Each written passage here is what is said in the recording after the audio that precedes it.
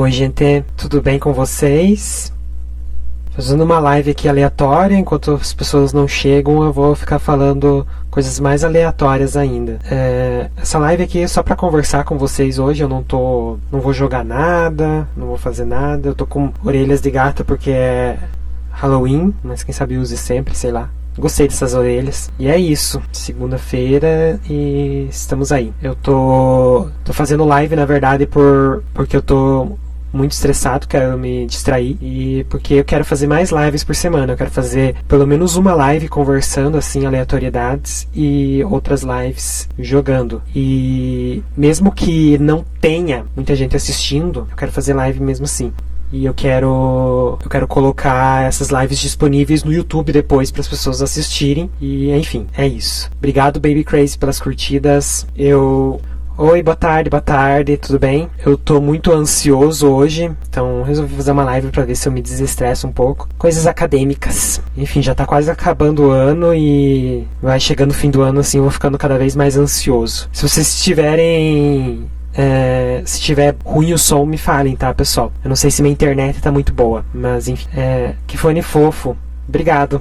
Na verdade, esse fone, ele é muito lindo, mas tá na hora de eu trocar ele já. E essa orelhinha de gato eu queria colocar ela no fone, mas não tem. Mas quem sabe uma hora eu faço alguma gambiarra e coloque aqui no fone. Olá, gostaria de te falar que você é incrível, nunca esqueça disso. Agora toca aqui. Tocando aí. Obrigado, Instinto 93. Obrigado. Oi, boa tarde, Ana. Tudo bem com você? Então, gente, essa segunda-feira, ontem tava um sol lindo e uma temperatura muito agradável. Daí hoje, do nada, esfriou e tá chovendo. Enfim, faz 8 meses que praticamente que tá frio aí e não sai um solzinho. Eu costumava gostar de frio e eu não tenho problema, eu gosto de frio, mas eu gosto de frio quando sai sol. Frio e chuva é demais pra mim já. Eu gosto quando tá inverno, tá aquele friozinho. Tem um solzinho assim. Agora tá 8 meses que só a maior parte dos dias é frio e chuva. Frio e chuva. Ninguém merece. É muito... Eu fico muito triste quando tá frio e chuva. Obrigado quem tá mandando curtidas. Oi, Mi Adrian. Não sei se falei certo. Oi, Hikari. Nossa, obrigado por enviar tantas rosas, Baby Crazy. Sou de Itajaí, Santa Catarina. Amo seu sotaque. Muito obrigado. Eu tenho...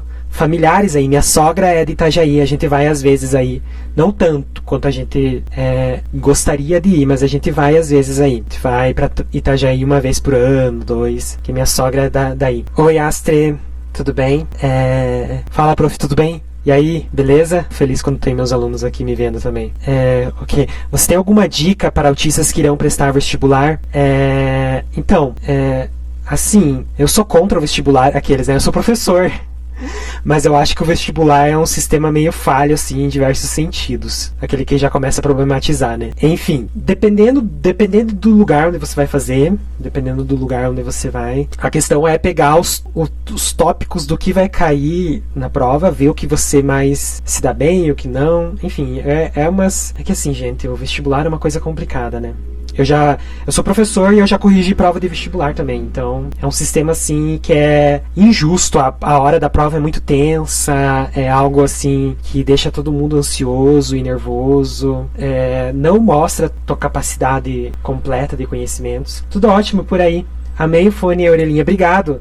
A gente tava falando esses dias de fone com orelhinha, daí eu não comprei um fone com orelhinha, mas eu fui numa lojinha que tem no shopping aqui perto e comprei essa orelhinha por R$10. Eu coloquei aqui. Então, quando eu fiz o vestibular para letras português e inglês, ele não tinha nenhuma questão de exatas, porque ele era voltado para a área específica, então tem que ver na tua faculdade. E assim, na hora que tá fazendo a prova, o que eu faço? Eu geralmente coloco a primeira resposta que vem na minha cabeça. Por se eu pensar demais, eu começo a fugir muito, assim, acabo não conseguindo responder. Então eu penso assim, leio a pergunta e se eu não sei eu passo para a próxima, e depois eu volto para aquela, mas eu não fico muito tempo numa pergunta. Mas eu sei que isso é de cada um. Eu sou muito ansioso, então é o jeito que eu faço, né? Mas eu sei que cada um muda.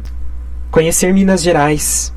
Então eu quero conhecer bastante, eu quero ir para Varginha, para vários lugares ali, porque eu gosto muito de alienígenas. Oi, Danilo, que bom que você me achou, fico feliz. Hoje eu só tô conversando aqui, Legal. Como era na época da sua escola, eu tenho dificuldade por causa dos barulhos. Então, eu não tenho muita sensibilidade.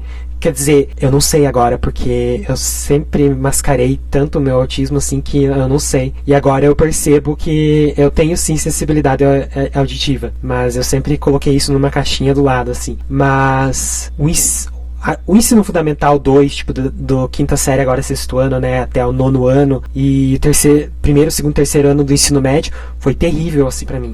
Porque, além de ter muito barulho, assim, tinha dias que, assim, não dava, eu chegava em casa e tinha crise, e eu tive crise na escola. Foi nessa época que eu comecei a tomar remédio, assim, também. Porque, de repente, eu tava na aula e eu parava de sentir meu rosto.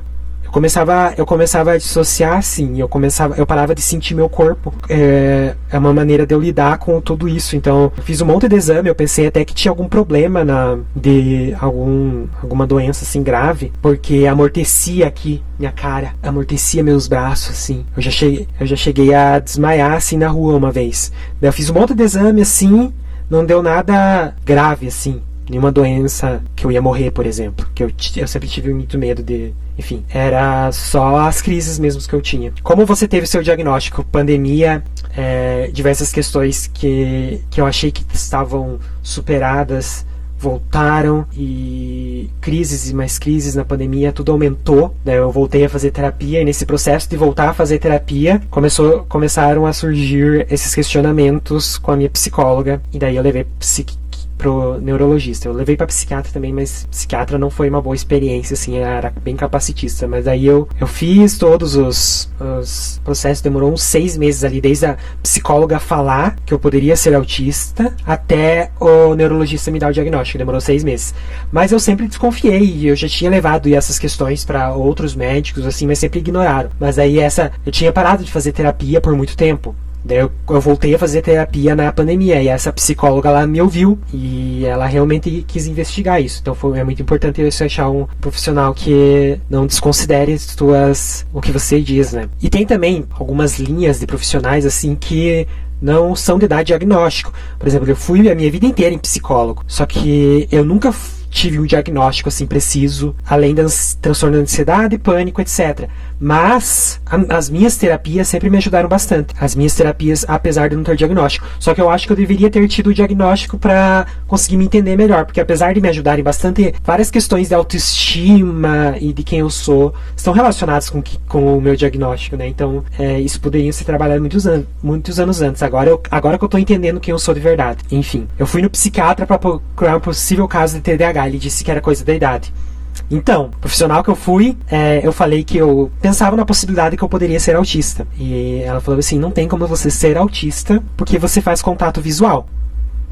Isso antes eu consegui o diagnóstico, né? E se você for autista ou não, ela falou bem assim, não vai interferir em nada.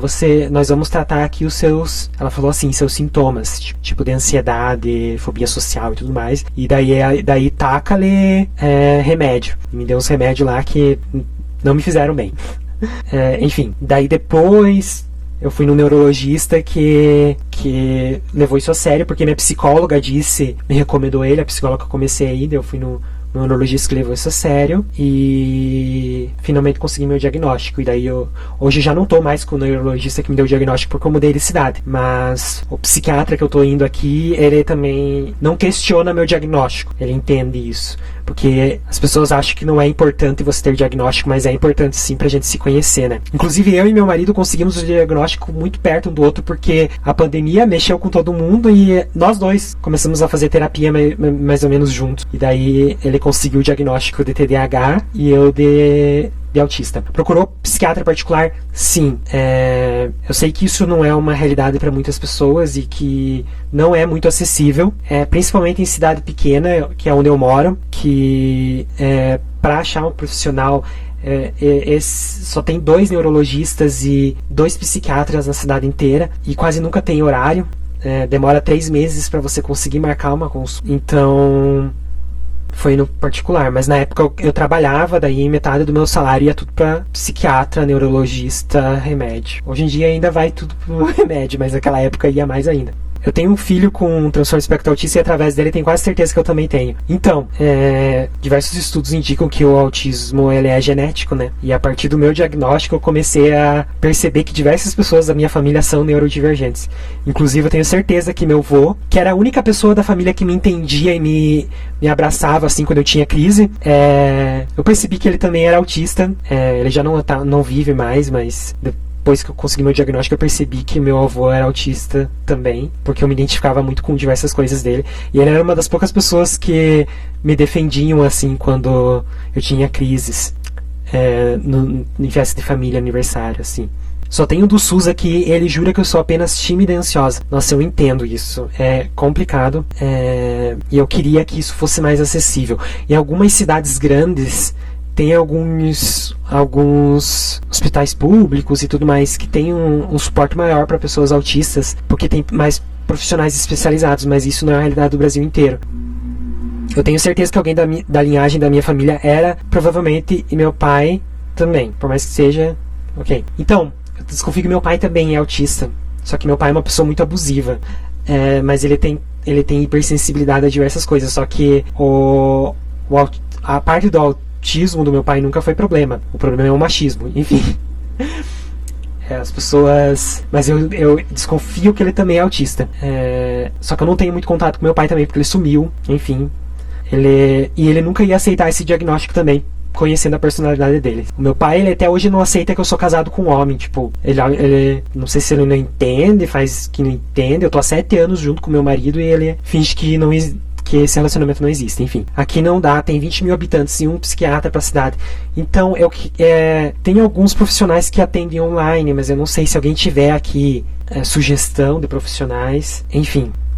Eu não sei, Mia, isso. Eu sei que muitos pais e mães de autistas também têm diagnóstico, porque é quase certeza que o autismo é genético. Enfim, depois que eu comecei a estudar sobre neurodivergência, eu vi que na minha família muitas pessoas são neurodivergentes, mas a maioria nunca vai admitir, né? Porque ainda são capacitistas, preconceituosas. Enfim, meu pai, por exemplo, é uma dessas pessoas que nunca vai admitir nada pra ele. Ainda mais que é uma pessoa mais idosa e machista e enfim, quando eu era criança, minha mãe me levou pra fazer terapia e já ouviu muitas coisas da minha família, que terapia é coisa de louco, que você vai levar teu filho lá e que você vai levar ele lá, inclusive do meu pai. Então, imagine pra uma pessoa dessas que pra conseguir algum diagnóstico, né, pra aceitar alguma coisa. Enfim, ainda bem que eu tinha minha mãe, que sempre me apoiou e me aceitou do jeito que eu sou e nunca demonstrou nenhum preconceito, assim. Ela sempre, eu vou ajudar meu filho, mas se dependesse de outros parentes, assim. Um dia teve aula que eu escutei de um idiota da turma que tinha autista por causa de fertilizante e do agrotóxico. Nossa, é cada coisa que eu ouço. As vacinas, dizem que, nossa, é só coisa absurda mesmo, fico indignado. Ai, meu Deus. E as pessoas têm um conhecimento muito desatualizado, né, enfim. Vou tomar água, gente, porque eu tô com sede e eu preciso me hidratar. Olha minha garrafinha da Marvel. Tem 750 ml. Eu tomo umas 3 garrafinhas dessa por dia. Eu não tomava muita água. Tem pesquisas que falam que o excesso de ultrassom causa autismo. Eu não sei que pesquisas são essas. Se puder me enviar, mas eu não acho que seja um consenso. Eu também. Gente... Minha professora de enfermagem que disse, assim, tem que ver quem que fez essa pesquisa, porque não... Eu não sei o que dizer, por causa que, assim, eu não sei nem o que dizer. Mande pra eu ver aí quem que fez essa pesquisa, porque você tem que ver quais são as outras pesquisas que essa pessoa fez, a formação dessa pessoa, se teve revisão, enfim, né? Qual que é o método que a pessoa utilizou pra chegar nessa conclusão, porque eu nunca vi isso, enfim... tem muita gente que traz artigo científico, uma pessoa aleatória que escreveu um artigo científico pra comprovar uma teoria absurda. Mas daí você vai ver o artigo científico, eu sou professor de metodologia também, né? Daí você vai ver o artigo científico, ele não tem método, ou o método dele é muito raso, ou a justificativa dele não faz sentido. Então você tem que ver sempre o artigo, como que ele foi feito, né? Porque às vezes escrever um artigo científico assim, sem método, sem a fontes da juventude, isso, sem fontes e tudo mais, né? Eu dou aula de metodologia científica também, então eu também vejo essas questões de método, fontes, etc. Depois que você descobriu que tem autismo, mudou alguma coisa na sua vida? Então, mudou tudo, porque eu passei a me aceitar melhor. Claro que ainda minha autoestima é um lixo, assim, mas eu tô trabalhando nisso. Porque por quase 30 anos da minha vida eu pensei achando que eu tinha que fingir ser outra pessoa para ser aceito. Porque eu era errado, sei lá. Daí o diagnóstico ia dizer, não, você não é errado, você só é diferente, você é neurodivergente, etc. E eu estou trabalhando nessa minha aceitação ainda. É claro que eu não... Tipo, é difícil você tirar 30 anos de eu ia falar mascaramento, não sei nem se existe essa palavra, enfim, de preconceito, de capacitismo, assim, de um dia pro outro, mas o diagnóstico foi o passo inicial para começar a trabalhar tudo isso que foi acumulado durante a minha vida, né? Pode dizer o que trabalha. Eu sou professor. No momento eu não estou dando aula porque eu estou pesquisando, estou fazendo doutorado, mas o meu doutorado tá uma coisa assim muito confusa. Meu orientador tá sumido, o comitê de ética tá demorando séculos para aprovar meu trabalho. Enfim, eu sou professor, eu sou formado em letras, fiz mestrado em letras e estou fazendo doutorado agora em tecnologia e sociedade. Mas a minha tese é na área de letras também e educação. Já tenho 21 anos, estou quase desistindo do diagnóstico. Não desista, eu consegui com 30 anos. É difícil, mas uma hora chega. Às vezes demora, é uma coisa complicada, até achar um profissional decente e tudo mais, mas não desista, uma hora chega. Como a sua família reagiu a isso?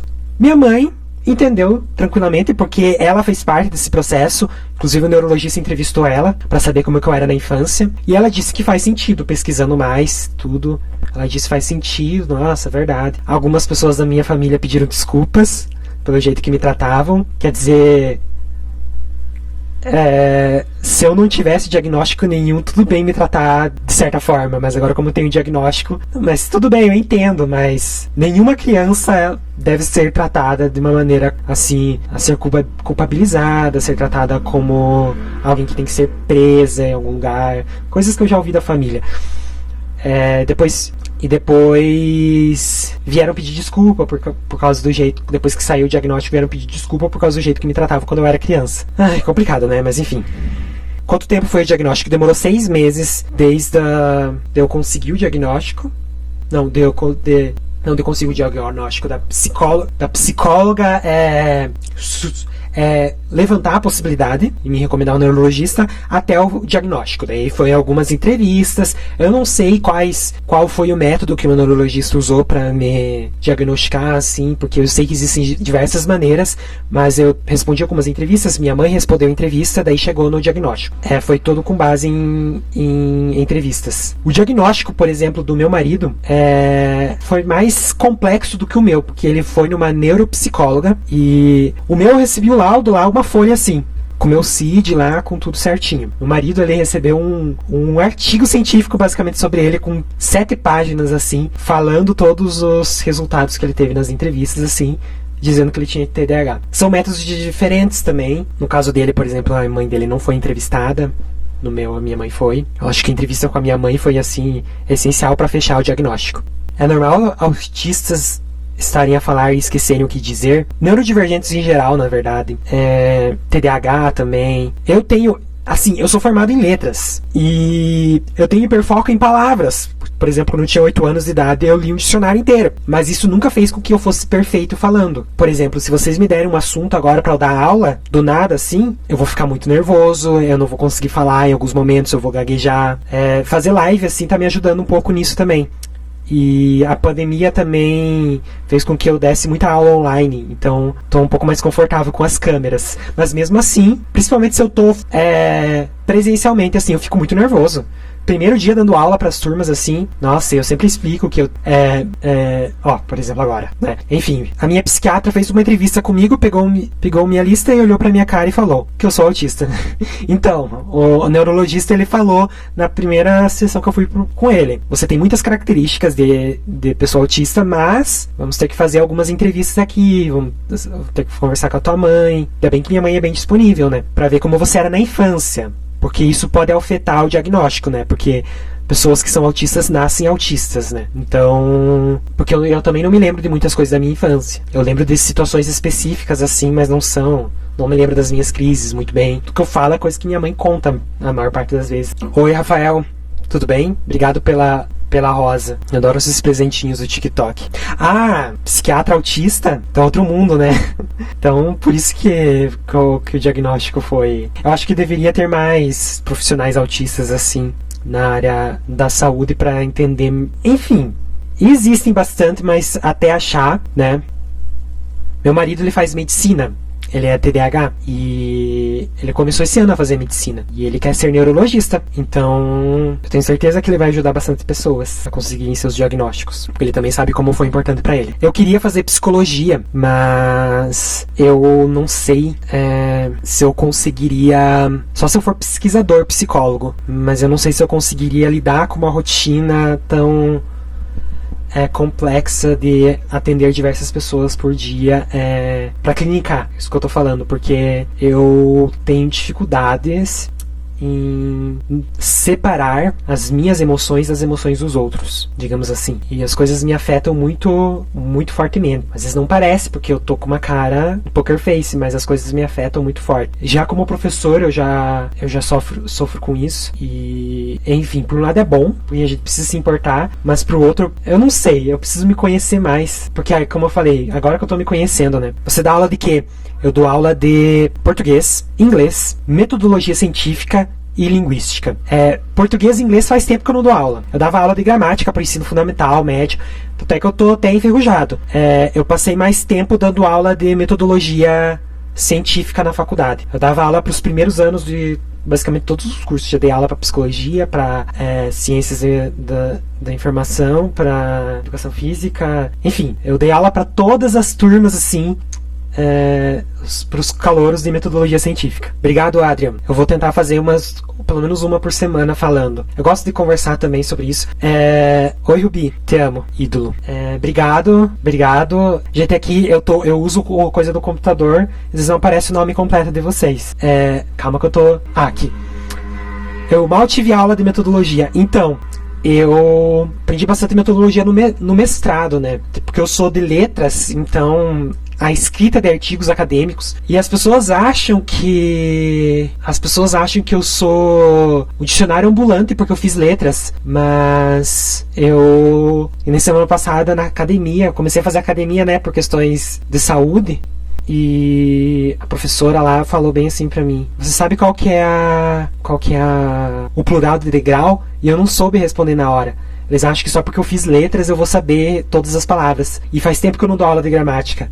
Mas agora, se você me mostrar um trabalho que segue as normas da BNT, ou é para seguir as normas da BNT, eu vou te dizer exatamente qual que é o tamanho da fonte e da margenzinha ali. Então eu sou muito melhor em metodologia, porque faz muito mais tempo que eu dou aula de metodologia.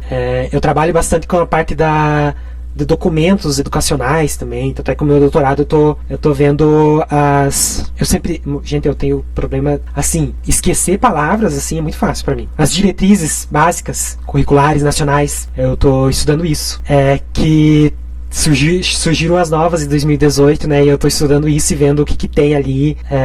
Por exemplo, coisa interessante, assim, não tem nada a ver com o que eu tô falando.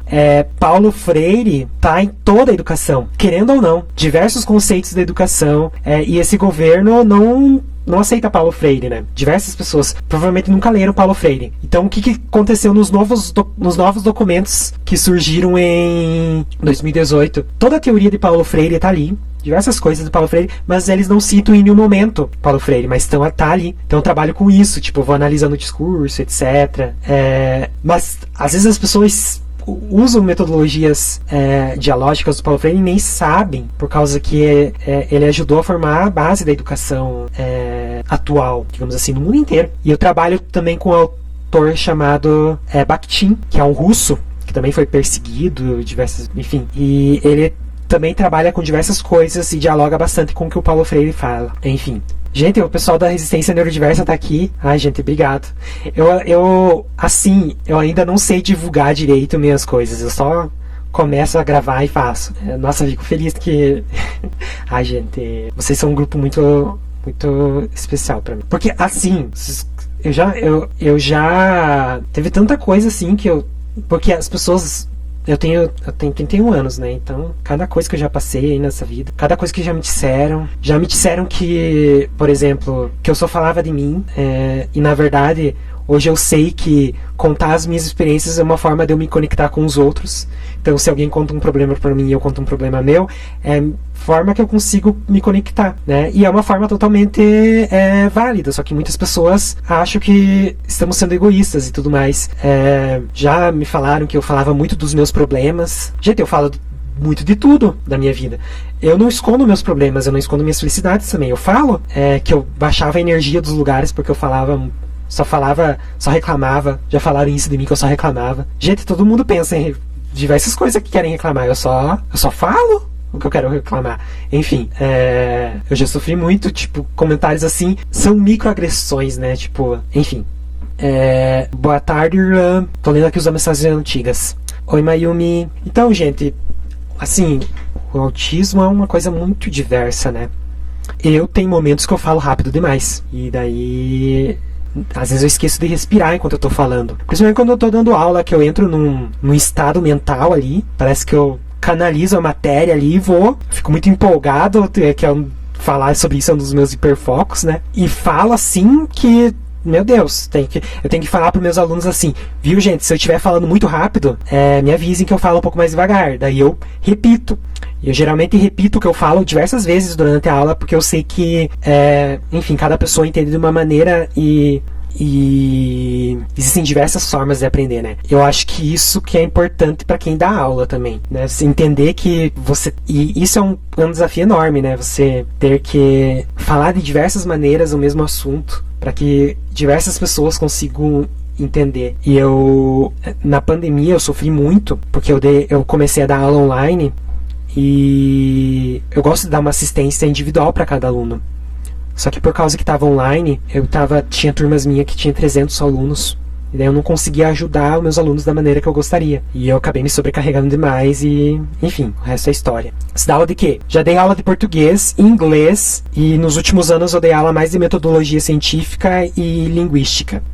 Eu falo inglês, eu fiz faculdade de inglês, mas eu sou muito inseguro com o meu sotaque, porque o meu sotaque não é britânico nem americano, não é de lugar nenhum, porque eu aprendi meu inglês sozinho, não aprendi nem, enfim. E existe muito elitismo e preconceito na própria área de letras, assim, principalmente de quem fala inglês. Que você tem que falar inglês que nem um britânico, você tem que falar inglês igual a um norte-americano. E o meu inglês não é nenhum dos dois. Então eu me sinto inseguro, assim, mas já dei aula de inglês também, e de português também. Eu me sinto inseguro falando português também, por causa que o meu sotaque também não é o do português padrão. Já fui pra Europa, pros Estados Unidos? Não. Já fui pro Paraguai. O único lugar fora do Brasil que eu fui foi o Paraguai. Porque eu moro aqui no Paraná, então Foz do Iguaçu não é tão longe assim. Quando eu era pequeno, minha tia me levou pra lá. Mas eu nunca saí. Eu saí uma vez do Paraná, Santa Catarina, quando eu fui pra Aparecida do Norte, quando eu era criança também, com a família inteira. Mas eu nunca fui de viajar muito assim. Agora que eu tô planejando algumas viagens mais assim, porque eu nunca gostei de viajar com a família assim, porque era sempre muito estresse, porque não era eu que planejava a rotina das viagens. Então eu acabava me sobrecarregando demais e tendo mais crises, enfim. E eu tinha que seguir o planejamento dos outros, porque eu era criança, adolescente. Quando o pessoal diz que eu não falo direito em inglês, eu pergunto onde a gente tá geograficamente. Sim, e tipo, se você for ver, em diversos lugares do mundo, eles não têm preocupação de falar inglês igual um norte-americano, igual um britânico. Eles falam inglês para se comunicar. Isso é muito mais forte aqui no Brasil, que você não pode falar inglês com sotaque brasileiro. Agora, se você for ver em outros lugares do mundo, eles não têm problema em falar inglês com o sotaque deles. É comum dentro do espectro autista as pessoas querer poder administrar tudo e comandar? Sim, por quê? Porque para muitas pessoas do espectro autista, eu incluso, lidar com imprevistos e coisas que estão fora do que a gente planeja é muito complicado. Não sei se entendi, mas tudo bem.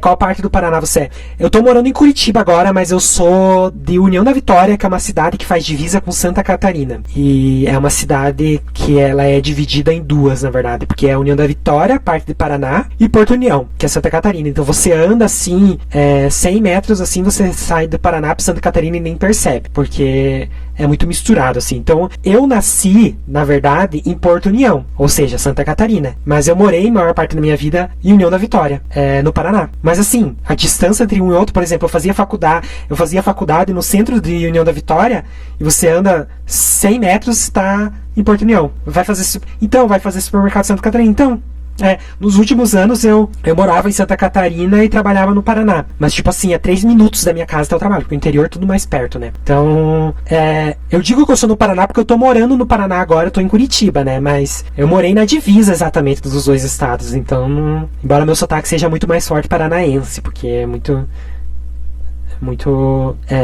sotaque da Bozena, daquele seriado que tinha na Globo, que eu esqueci agora o nome. Toma lá da cá. Eu falo muita gente. Eu percebi que eu falo muito gente. E eu percebi isso quando eu comecei a gravar TikTok. Porque a maioria dos meus TikToks eu tô falando gente. Então eu falo bastante gente. Boa tarde. Então, como eu sempre falo, a confirmação de tudo foi bem libertadora pra mim, né? Porque diversas coisas...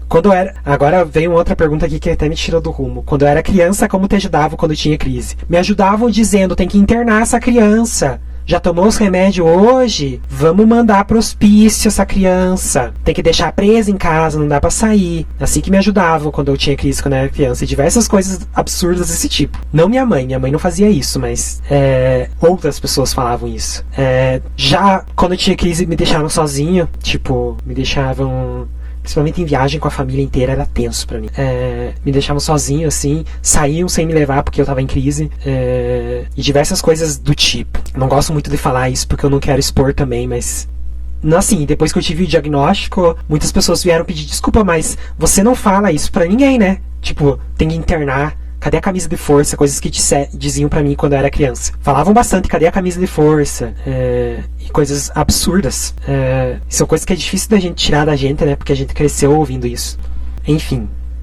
Baixou o clima, né? Eu nem falo muito disso também. Eu falo às vezes, mas... É complicado porque era uma outra época também. Nos anos 90, assim, eu sei que isso acontece até hoje. Mas os anos 90 eram muito piores. Mas eu acredito que hoje ainda tem muita gente assim. E eu vejo relatos de pessoas e crianças e adolescentes que sofrem isso até hoje. Não, eu chamo todo mundo pra terapia. Todo mundo pra terapia. E, assim, se todo mundo fizesse terapia, o mundo seria cartilha do Testemunho de Jeová, né? O paraíso. Mas muitas pessoas têm preconceito com terapia também, dizem que é coisa de louco. E, assim, eu sou contra o conceito de loucura, tá? Mas eu prefiro 1000 vezes ser chamado de louco do que me compararem com essas pessoas que são capacitistas. O que me ajudava muito quando eu tinha crise, quando eu era criança. Tá, eu falei só as coisas ruins, mas, assim, as pessoas não me julgarem quando eu tava tendo crise, me acolherem e não me culparem, porque muitas vezes eu me sentia culpado por ter crise. Me chamavam, diziam que eu tava fazendo aquilo por birra, por manipulação. Gente, eu tava batendo minha cabeça na parede. Eu tava chorando desesperado. Por que a criança de 8 anos tá fazendo isso? De 6 anos tá se mordendo toda? E ela tá num momento vulnerável, você vai culpar ela? Era isso que faziam comigo. Eu acho que o mais importante é você não culpar a pessoa e acolher ela no momento de crise. Porque eu, na maior parte das vezes, era culpado pelas crises que eu tinha. Uma criança. A gente ainda a criança, a gente ainda tá formando quem que a gente vai ser, a nossa autoestima. Então por isso que minha autoestima, assim, é um cocôzinho. E eu sei como as palavras, elas fazem efeito em como a gente se cresce. Eu acho que falando sobre isso, eu fico muito feliz que tem cada vez mais autistas falando sobre isso. As pessoas começam a entender também, tirar um pouquinho dessa visão capacitista que tem. Pois Melody. E essas situações não aconteceram só comigo quando eu era criança, quando eu cresci também. Eu tive relacionamentos bem abusivos aí, antes de encontrar o meu marido. Eu cresci sendo chamada de preguiçosa, só agora minha mãe foi pedir desculpas. Então, diversas pessoas da minha família foram me pedir desculpa agora, também. Principalmente nos anos 90, qualquer coisa que as pessoas não entendiam, elas atacavam. Sim, muito... Eu não... Ai... Esse fone aqui é muito maravilhoso, mas ele tá estragando. E eu preciso trocar. Sim, isso aqui não tá grudado no fone, mas eu queria grudar. Inclusive, o pessoal da Resistência que tá aqui, foi por causa da conversa no grupo que eu tive que comprar isso aqui, porque me deu vontade de ter orelhinhas de gato. Eu fui comprei por R$10, não é grudado no fone, mas já dá um negócio. Já senti essa atração por mulher complexa, essa coisa, porque, enfim, eu nunca senti atração baseado no gênero, digamos assim. Então, eu quero comprar um outro fone. spoilers da minha vida, eu vou viajar daqui uns dias, eu vou pro Paraguai, porque meu marido tem um evento pra apresentar trabalho lá da faculdade, e eu vou junto, e eu quero comprar um fone de ouvido novo lá. Eu vi os preços e tá muito mais barato que aqui no Brasil, então eu vou comprar um fone de ouvido pra mim lá. Quem sabe eu não acho um com orelhinho de gato que seja bom. Ai, daqui a pouco eu já tô fechando a live aqui, já tá... Meu olho já começa a tremer aqui. Pior que é verdade, gente. Quando eu dava aula, assim, tinha dias que eu tinha aula o dia inteiro. Nos intervalos de cada aula, eu ficava completamente em silêncio. E daí os professores, na sala dos professores, isso depois de adulto, né? Tinha alguns que me zoavam, dizendo, nossa, o professor que dá aula de comunicação... Porque eu fiz letras, né? O professor que dá aula de comunicação não se comunica. Gente, se eu não tivesse aquele momento de silêncio ali na sala dos professores, eu em silêncio, sem interagir com ninguém, eu não ia conseguir voltar a dar aula. E eu já dei aula até pra sexto ano. E assim, no sexto ano eu tinha que parar no meio da aula pra ficar assim. Fazia assim. Eu fazia assim no meio da aula, fechava o olho. E daí teve um dia que eu tava assim, no meio da aula, os alunos... 40 alunos numa turma do sexto ano. E eu parei assim, fiquei assim com as mãos no ouvido e com o olho fechado assim, tentando me regular, né? Daí uma aluna que senta lá na frente. Gente, vocês querem ficar quieto? O professor já tá chorando. Daí todo mundo ficou quieto. Eu agradeço aquela aluna. Eu não tava chorando, eu tava tendo um shutdown ali, mas obrigado, aluna, que percebeu que eu tava tendo uma crise durante a aula. Então, os maiores problemas que eu tive dando aula foram por causa da estrutura educacional mesmo do sistema. Porque assim, uma turma com 40 alunos do sexto ano, eu não culpo os alunos por fazerem bagunça, eles são crianças. A culpa é de não ter sala e não contratarem professores para dar aula para uma quantidade menor de alunos. Então, quando eu dava aula para esse sexto ano, que tinha 40 alunos na mesma turma, eu tinha que tirar dinheiro do meu bolso para pagar material para eles, não tinha livro para todo mundo, era toda uma situação assim que oprimia todo mundo. Beijo, boa terapia, Astri. Não sei se estou falando certo, pronunciando certo, ou Kalel, né? Não sei se estou pronunciando certo também, gente. Então, quando eu preciso me regular no trabalho, tem a sala dos professores. Eu sou professor, né? Normalmente não tem muita gente lá. Daí eu fico quietinho no canto lá. Tem bastante gente na sala dos professores no intervalo. Mas como eu sou professor, assim, eu não dou aula no mesmo horário que todos os outros professores. Então tem momentos que eu fico sozinho na sala dos professores. Porque, tipo, professor... Assim, tem horários, não tem nem como dar 8 horas de aula por dia. Você não tem nem voz para isso. Então tem horários que eu tenho para ficar sozinho, para planejar as coisas. E eu uso esse horário para me regular também. Passando para dizer oi, dizer um ótimo dia. Obrigado, Ludi. Obrigado. Bom dia para você também. Eu sou do Paraná. Eu nasci em Santa Catarina, mas eu nasci na divisa de Santa Catarina com o Paraná. E eu tenho o sotaque bem carregado, porque eu nasci bem no interior. Eu nasci no interior assim que algumas vezes já acordei com um cavalo no meu quintal. E o que eu mais sinto falta do interior é o silêncio. O fone de ouvido me ajuda porque eu tô sempre ouvindo alguma coisa que ele ajuda a abafar. Mas ele não tem redutor de ruído. Eu queria muito redutor de ruído. Enfim, inclusive aqui eu moro num lugar muito barulhento. Eu quero muito um fone com redutor de ruídos. Ai, gente, eu já tá 1 hora aqui, daqui a pouco eu já vou sair.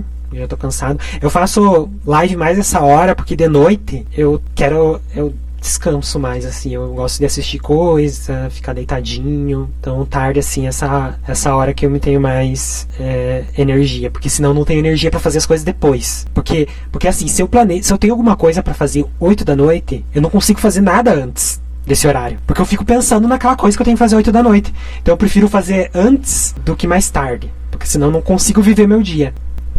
Por isso que eu faço as lives. Eu sei que a maioria das pessoas estão online, tipo, quando chega do trabalho, 6 da tarde, mas se eu marcar alguma coisa para 6 da tarde para fazer, eu não consigo fazer. Na verdade, eu consigo fazer, mas eu não consigo fazer nada além disso. Tá pensando em comprar um com lá? Sim. Meu objetivo é comprar um fone de ouvido desses lá no Paraguai. Eu vou lá basicamente só para comprar esse. Eu já tô guardando dinheiro. Eu vi que tá metade do preço que eu pagaria, menos da metade do preço que eu pagaria aqui no Brasil. Vou comprar isso lá. Eu tô nervoso porque quando eu fui pro Paraguai, a primeira vez eu era bem criança. E tem muita gente lá, gente. É muita gente andando na rua. E isso me dá muita ansiedade, eu fico muito nervoso. É muita coisa acontecendo. Então, eu tô ansioso desde já, mas eu tô focando no fone de ouvido que eu vou comprar, com redutor de ruído. Obrigado! Corra então para não perder o ônibus. Que bom que gostou da minha live. Eu entendi. Pior que eu nem li. Agora que você falou que eu entendi o duplo sentido da frase, Anne. Agora eu não tinha entendido de primeira. Tava pensando no sentido do contexto mesmo do que a gente tava falando, mas eu agora entendi. Nossa, e tem diversas vezes que eu falo coisas assim que eu não percebo o duplo sentido. E daí é depois que as pessoas começam a rir que eu percebo o duplo sentido e falo, gente, não foi isso que eu quis dizer. Isso é muito comum pra mim também. Eu tenho um buraco aqui na minha cabeça. Tipo, é um declive, não sei como falar aqui. E eu tenho muita aflição desse buraco e, tipo, às vezes eu tô falando, né, ai, gente, eu não... Tipo, eu só raspei minha cabeça pela primeira vez na pandemia, mas eu sempre fui muito inseguro por causa desse buraco que eu tenho aqui. Tipo um negocinho assim. Não um buraco, mas é meio... Aqui é diferente. Mas teve um dia que eu tava num evento assim, com outras pessoas, e daí a gente tava falando sobre inseguranças nossas. Eu falei que tem esse buraco aqui na minha cabeça. Das pessoas, nossa, não dá pra ver assim. Daí eu falei, não, quer pegar no meu buraco aqui? E daí todo mundo começou a rir. Eu pensei, meu Deus, por que estão rindo? Daí que eu percebi o duplo sentido da frase. Então isso é bem comum. E eu tava falando do meu buraco aqui na minha cabeça que eu tenho. Obrigado, Melody, Teca Melody. Gente, eu agradeço todo mundo que tá assistindo aqui, que assistiu. Eu vou dizer tchau agora, pessoal. Obrigado, desculpa qualquer coisa. Obrigado por estar aqui. Fico muito feliz pelos diamantes e pelas rosas que me mandaram. Eu espero fazer mais lives durante a semana e é isso. Antes de sair, vou responder a Tatiane que perguntou se eu faço terapia. Faço terapia, cada 15 dias eu vou na psicóloga e eu faço terapia com remédios também, com o psiquiatra. Não precisa pedir desculpa, gente. Eu que às vezes me embanando aqui nas palavras e não sei ler direito nomes e tudo mais. Mas é isso. Obrigado, gente. Tchau.